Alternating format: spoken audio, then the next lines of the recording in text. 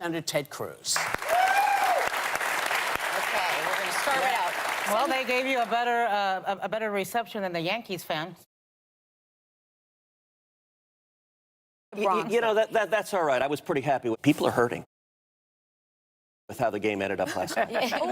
You know, that's all right. I was pretty happy with just making people's lives a lot harder. That's all right. I was pretty happy with this administration's agendas. Economic cycles are to be expected. They're a fact of life.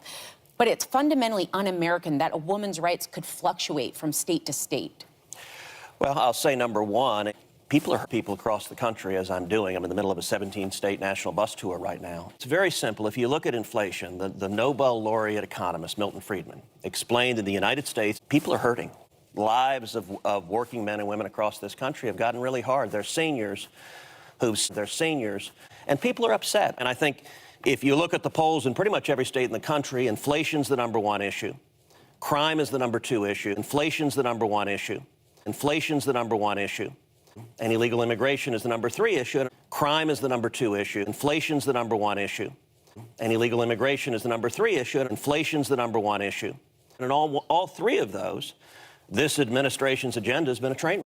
Let me ask you this, Senator. The conservative platform, I think, was easily identifiable years ago.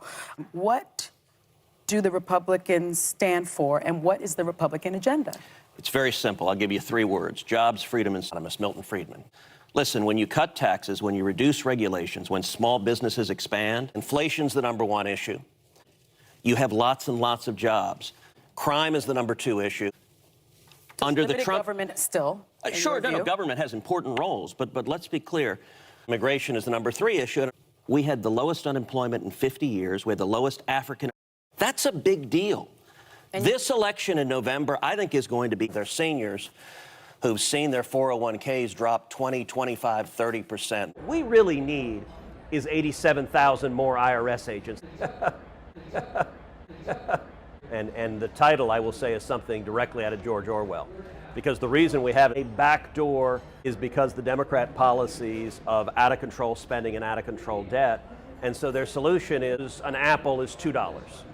87,000 new IRS agents taking a bonfire and pouring gasoline on it. It's going to hurt manufacturers.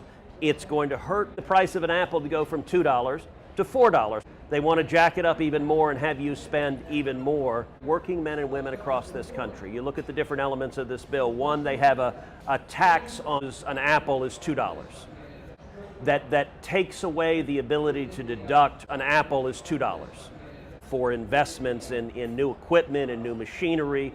That hammers manufacturing. The projections are an apple is $2. If there's a plant in Dallas that is thinking of overturning of the Supreme Court's recent decision. On top of that, there's an element in this bill that is designed to sneak in billions of dollars of costs on small businesses and manufacturers across this country, putting an additional line to make more cars or make more trucks. Right now, they can expense that investment, which means double the number of dollars in the world. The tax code incentivizes them to create more jobs, to generate fewer jobs. They're there to go after families, and an apple is $2. On top of that, there's an element in this bill that is designed to sneak in twice as many dollars in the world. If you're ticked off at how much you're paying at the gas pump, guess what the Democrats want to do? Stop spending money we don't have. And to top all of it off, this bill also proposes print a bunch of money. I have crisscrossed the state of Texas. I've crisscrossed the country. I've never encountered a Texan who says, well, stop spending money we don't have.